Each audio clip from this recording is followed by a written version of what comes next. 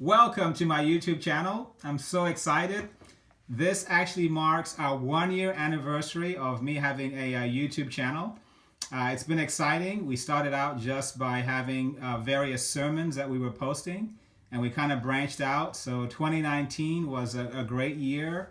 We started interviewing folk, and so the first year we actually went through and kind of started what we call the OTV, kind of like for Otoma TV. Interviewed a few people, which I think was really insightful to really just kind of learn more about different people throughout our churches. And then 2020 started the second season of OTV, and you can definitely check that out. I'll probably put some links a little bit later down below in the video.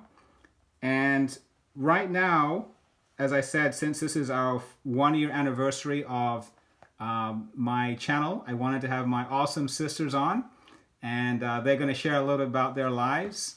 I know definitely with COVID-19, a lot of us are probably consuming some television, hopefully some great stuff on YouTube. And like I said, I have some awesome sisters. Hopefully, as this year progresses, we'll get a chance to have more people on. I do have another sister, Luito. She's also doing a lot of great things. Maybe I'll have her on at some point. I wanted to just go ahead and kick it off with my youngest sister, Marietza. After that, after she has had a chance to share, we'll pass it on to Helen.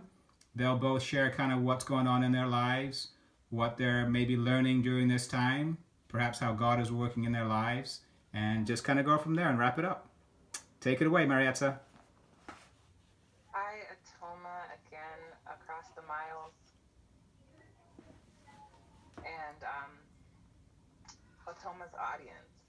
I'm based in Minnesota, and I have two small children below the age of 7, so 7 and 5 actually, and me and the hubster and I in our house for going on 2 weeks now. We try to get out of the house um, once a day to take a walk around our little cul-de-sac and pick up the mail. So about a 5 or 10 minute walk at least a day to get out and see the sun. Um, and right now we're working from home, both of us. We have that privilege, and it is a privilege. There's some people who can't work from home, and if I was in the job that I was in last year, I wouldn't be working from home. I'd be working with hundreds of people in very close quarters. Um, so um, one of the things that I do is I kind of check on folks regularly. And besides that, I think about the world within my home. And for us, that's meant a lot more cooking and eating because we were definitely a order it in, pick it up family. And I have, though, gone back to my training because they say under stressful times you get to your most trained point. And for me, that has been to become a pantry chef all over again. I stocked up the house one good time and put as much as I could into the fridge and found new space in my cupboards and haven't been out shopping since. Um, but I have 7 packs of yeast and I'm going to start working that into my routine. Atoma actually has a really good recipe for yeast rolls, and I've also got some Navajo fry bread. So I've just been excited that through um, being home with family, I have gotten reacquainted with my home and my kids. Uh, Specifically, I'm like, oh, look, the cookbook I lost for years, found it. Let's start making stuff with it then. Um, and I actually just today started listing out all the things that we've been cooking in this 2 week period of time and what the kids have been liking because, they hadn't really liked stuff before when the option is that or McDonald's. Look, amazingly, they like a lot of what we can cook and do cook if we cook it. Um, and I really have enjoyed I normally FaceTime my family and we connect. Um, and I normally am on video calls with my coworkers. And it's been a smoother transition, um, I think, than some. uh, because we had already had those baselines of video conferencing to connect. And I'm just really grateful for um, kind of all the different pieces I have. When I did do my first big batch of shopping, I asked who needed stuff, and I would ring their doorbell and hang it on the doorbell and get right back in my car. And I don't That's think I'll awesome. be getting back out again. But when I do see an occasional neighbor on a walk, usually they're walking their pets, and we say, happy social distancing, and keep about our day. But I think it is really an important thing to pray and stay off social media too much. Guard your filters. Um, if you let bad stuff get past your first defenses of mental kind of boundaries, then it hinders your ability to just be going through the day with a calm, peaceful mind. Um, One of the songs that we sing in church is, I woke up this morning with my mind stayed on Jesus, walking and talking with them. Um, and that can be hard when that's not what your mind is stayed on. Um, my kids are getting by watching television, and it's their spring break, and we're letting them spring break it up. Um, and when we're not doing that, I'm doing my daughter's hair. So we're just kind of getting into the routines and trying to be peaceful and not yell or control, because the truth is, like trying to grab a cloud, the effort is best used in other ways, and maybe appreciating it and how it changes shape and takes on new things, and um, can be an object of our imagination in good ways, is the best way for me to look at this situation. Um, it's also a wonderful way to reach out to people, um, because as people realize that, hey, the reason they weren't cleaning the house wasn't because they didn't have time, it was because they didn't want to, they may figure out that the reason that they weren't calling a friend was because they didn't have time. But now that they do, they will. Back to you, Atoma. Thank you. That's awesome. Helen, what about yourself? How are you handling this time, and what's going on in your life? Sure. So I am in Vermont, and I was laughing last night because I had seen a post on Facebook about how this was life written by a fourth grader, and how there was a virus, then the world ran out of toilet paper, and then it snowed, and it snowed in Vermont. So I felt like I was in that story. And so we've been in um, limited socialization. We've been really focusing on social distancing for about a week and a half. And the Saturday before we started, the women in our church had gotten together to really kind of kick off a series of quiet times that we were going to be doing as a church. And it was so encouraging to have that kickoff. And the book that we kicked off with was a 7-week leadership training journal, Jesus Leadership. And at the time, we didn't really fully appreciate how valuable this was going to be, because right now this has been my go-to. As we moved into social distancing and really kind of quarantining at our home, as they start to find more cases in Vermont and we're forced to really be home more, I've been looking for the easy button. I have a 10-year-old who's home with me now. I have a 4.5-year-old who's home with me, and our schedule has changed radically. My husband, who's a pharmacist, will be coming and starting his going to start working from home tomorrow and doing telemedicine for his 8-hour shift at home. So our life is totally changed, and I've been looking for routines and habits and things that I can really just set on easy button. And this quiet time journal has been one of those foundational things that I've really been leaning on. And it's a 7-week plan, so I started that last week, and it's just been really helpful to give me some tracks to run on. Because I think as disciples, sometimes we can find, it can be hard to always have something to study out, always have a direction. And when we don't have that direction, when we don't have a solid plan, we can vacillate and maybe not be as disciplined and maybe not be as focused.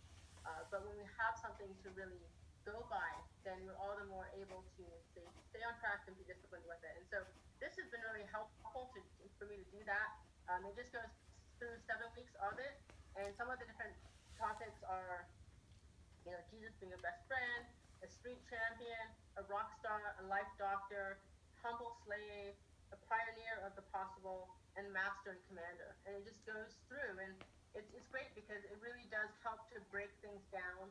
It asks you some really in-depth questions about the scriptures, and also has some expanding scriptures, a main theme scripture, but then other scriptures that you can turn to do a deeper dive around that concept. And each of the different quiet times ends with hear and practice. And really the idea is to take some time to dive into the scriptures, have a minute to really absorb God's word, and then see how you can apply it. Do you really want to read it and then apply? And even though we're not able to go out necessarily and see our neighbors, but we can still look at how to apply those ideas in our home, and how we can love, how we can really shepherd, how we really can encourage, how we can be sacrificial, how we can lead within our homes. And so it's been really helpful to do that. And right now for me, I tend to be very people oriented. I'm really a very social person. I like to be around people and engage and connect. And so I've been trying to figure out how to do that with our new normal. And so currently I have a Facebook group called Life Coaching for Christian Mothers. And it came to me the other day that, this is my new easy button. This is my new normal. Well, what about some of the mothers in my group?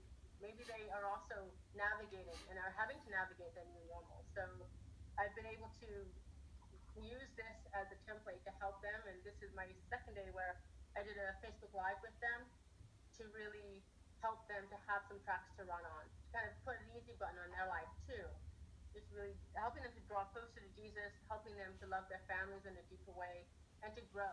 I think that this time is going to be a very defining moment, and we can really go through this time thriving and growing and really blossoming. And the alternative is not going to be nearly as encouraging. And I think if we can grab hold of some tracks to run on, kind of that easy button, really developing some habits with ourselves, with our families, and kind of our day-to-day schedule, then we're going to really be able to thrive. For me, the quiet time journal is that spiritual easy button where I have some content to consume and work through, and then looking at other aspects of my life too. So my husband is coming home. What does that look like for my life? What's my easy button going to be to give him time to work? What's my easy button as far as the schedule for my oldest daughter, given her schoolwork that she needs to do and submit to her teachers? What's my easy button to connecting with other disciples in my ministry, maybe other friends in the community? What am I going to put in place so that I can stay connected, so I continue to thrive? What's my easy button as far as my diet? My sister mentioned cooking and getting back to her preset setting of just cooking at the house.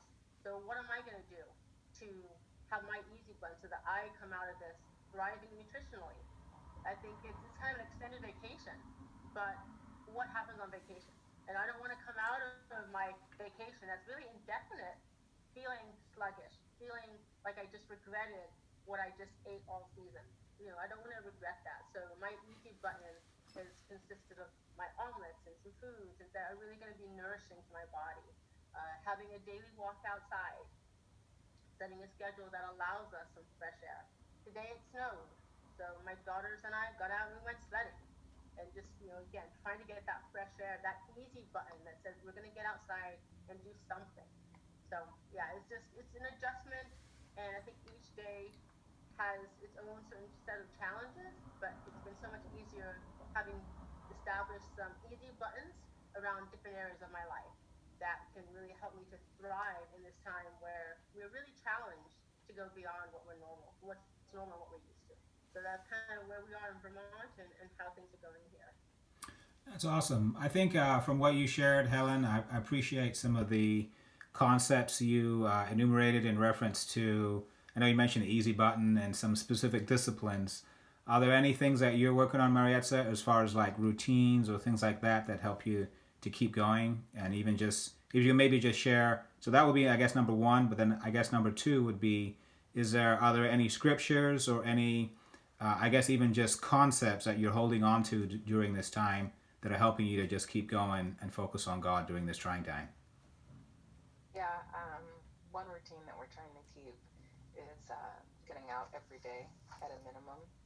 Um, and for me, I have this closet door.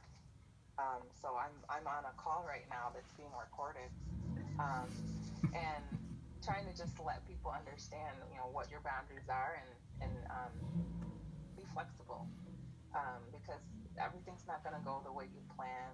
But staying calm with it and understanding the spirit behind it is really critical. So that was a practical example of, appreciate the intent and be okay with how life works out, um, and assuming good intent with your coworkers, or with your family is so critical. So that's one thing that I've really been holding on to. Um, and I we get a lot of energy from being around each other, and we also get a lot of energy from being outside. So we just have to really remember that. And our food is a big part of how we manage our emotions. So kind of just, let's, secure your own mask before assisting others is a reality. Like we need to as parents get rest.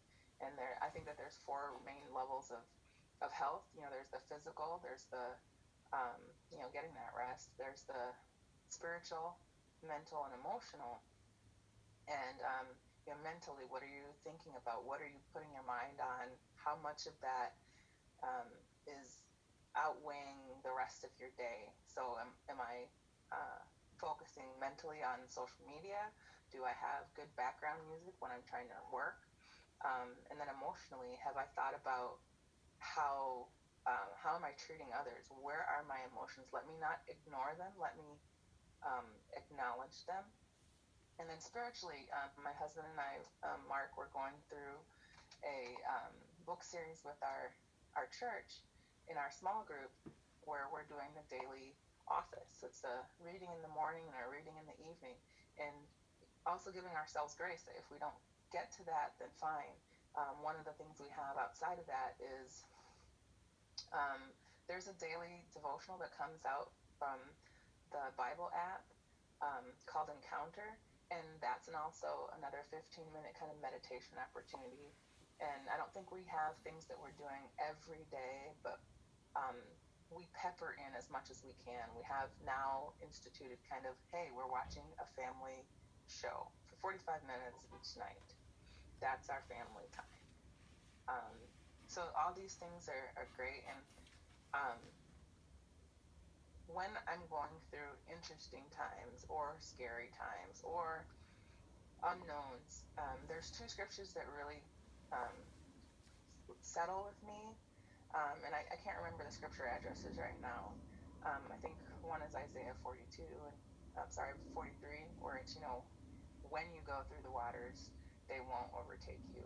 And when you go through the fire, you won't be burned. It's not an if, it's going to be part of life. Um, And when I think of those, images come to my mind about people walking through the Jordan River or the Red Sea, um, and images of Daniel in the fiery furnace, um, and that they were protected through those things. And I also think about the scripture, um, I want to say it's Habakkuk, when it says, though the olive crop fails, and even if the cattle aren't there, you know what? If all these things that are That's an awesome signals one. of wealth and prosperity or sustenance are gone, yet I will rejoice. And one thing that really came to my mind was the story of, I get a lot of centering through music. The story of the man who wrote "It Is Well with My Soul," um, and hearing his background, he had been in real estate right before the Chicago fire wiped out his wealth. And he had 4 daughters and his wife, and they're going on a trip abroad, and ended up not going with them at the last minute and said he'd meet them. And on their voyage, um, they had a shipwreck. And the message he got from his wife was that she survived alone. Her 4 children were no longer with her. And as he went to go meet his wife, he passed through the waters where his daughters met their end, and he penned that song. Wow. It is well with my soul. And when I thought of that, it reminded me that God uses what he has in front of him, and he will use us as people, and we just need to be prepared to be used, and we need to use what he's giving us.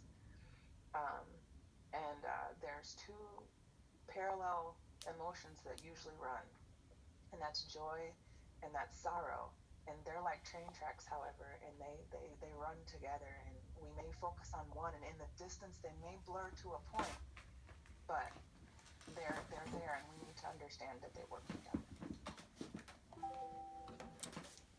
That's awesome. I wanted to share something really quickly. So actually, even before this coronavirus had started, I found this little diagram. Hopefully you can see it. It's basically stones, rocks, and sand. And the whole point is, if you put the sand in first, you're not going to have any room in the jar for the rocks. In other words, the rocks are the most important things in your life. And so I had this thing, I call it 9 rocks, keep the main thing the main thing. And so I think for me personally, rock number 1 is relationship with God. Rock number 2 is love my wife and get her to heaven. Rock number 3 is take care of my health. Rock number 4 is close to my family and friends. And it goes on from there. And I think at this time, it can be very tempting to be kind of helter-skelter and kind of all over the place and forget the main things that are really important. And so I just wanted to remind us on that, not to be too preachy, but I just want us to remember that. I think the other thing is to make sure we're still involved with community. Yes, we need to have social isolation, social distancing, and so forth, but we still need to find ways to connect with others. So one of the things that we are starting to, or I guess restarting to do, is to go through this book, Simply Good News, on Sundays.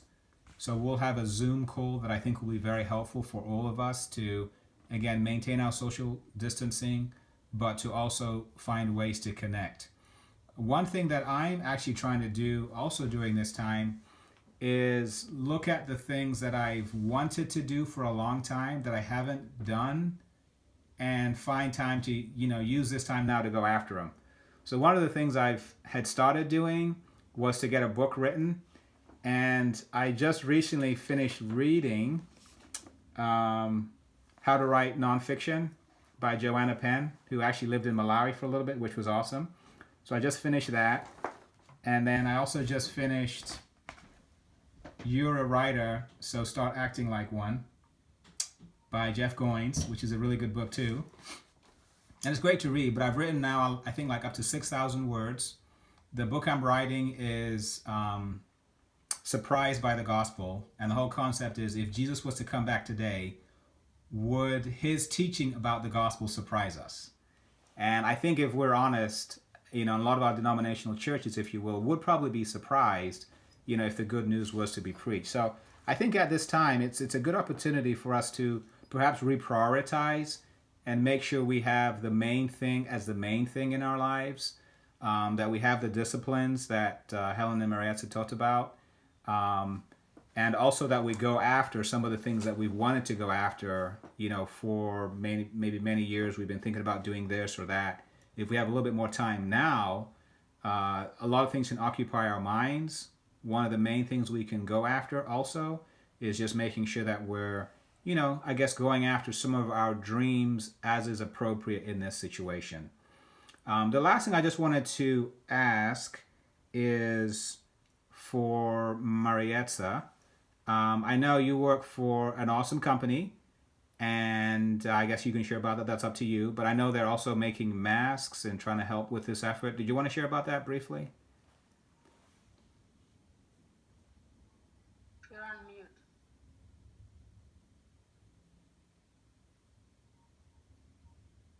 you. I work for 3M company. I've been an employee for 15 years, and very proud 3Mer. We make lots of products that are vital to global distribution and health. And right now, there are many of our 90,000 employees that are still manufacturing goods. Though the global corporate offices have shut down and many non-essential personnel are being asked to work from home, um, we have quite a few things that's not an option. And um, we make face masks, N95, and we've almost doubled the output of those. We also make um, hand sanitizer, and those items are critical at this time. But there are several other things that are essential to just continuing functioning. Like there's all these people working from home, and they need some Post-it notes and supplies, and there's a lot of things still getting shipped, and they need packaging tape. There's essentials for business that are still going on right now, um, and a lot of our products continue to support the global supply chain. So there's quite a large cross section of global economies that are still churning and buzzing, and don't have the privilege of being home. And we thank them for their ongoing support, whether it's in healthcare directly or indirectly supporting global supply chains. And 3M, and many other companies are still, responding to customer needs in exemplary ways during this time. Good deal. Last one for Helen. How important is laughter during this time? Laughter is key. Laughter is so important, and I love to laugh. I absolutely love to laugh, and that's where communicating with my family is so critical, because when I get together with my siblings, it's just a laugh fest. And so I think it is really important, and it's something that, and honestly, you can do. There's actually a thing called laugh therapy, and you can literally start to laugh, and just as a from a straight face to pretend to laugh, and then you start to laugh, and then you can't stop, and that releases endorphins, and you can just be so happy. And also, just physiologically, when you laugh, that helps. See, Marietta, my sister's laughing. So when you laugh, it does actually help to boost your immunity. It helps you to be happier and to be healthier. So definitely find some comedies to watch. Tell jokes. If you have kids, have them tell you a joke. It's not going to be funny, but because it's not funny, it's going to be funny. So just find opportunities to laugh. And this is a very serious time in our nation's history, and rightfully so. But I ask you to take the responsibility to find time, once, twice, three times, as often as you can, just to laugh and be happy. Add some levity what could otherwise be a very serious time. So yes, absolutely, laughter is important. Get the whole family involved. Hey man, we're going to go ahead and wrap it up right here. We appreciate everyone's time. Again, thank you for tuning in for our 1 year anniversary on YouTube. I thank my sisters. Love you guys so much. I think there's no one I'd rather spend time with than you guys on this 1 year anniversary. And hopefully we will get time soon. I know we try to get time together once a year, and I think it's going to be a little bit more challenging right now. But I think the most important things, you guys are those rocks, that are the most important things in my jar, outside of God. So let's all focus on what we need to. Let's have great time with family, and let's work on, a project if we need to, and make the most of the time we have. Thanks so much, guys. Thank you.